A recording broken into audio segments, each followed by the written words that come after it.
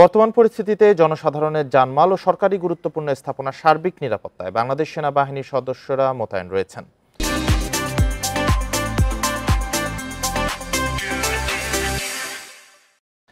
যে কোনো নাশকতামূলক কর্মকাণ্ড, হানাহানি ও প্রাণনাশের হুমকির সম্মুখীন হলে কাছের সেনাবাহিনী ক্যাম্পে যোগাযোগ করার জন্য অনুরোধ করা হয়েছে।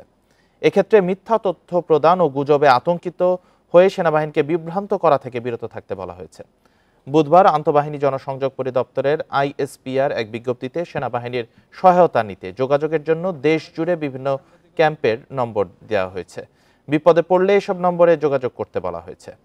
বাংলাদেশ সেনাবাহিনীর ভেরিফাইড ফেসবুক পেজেও এসব নম্বর দেওয়া হয়েছে।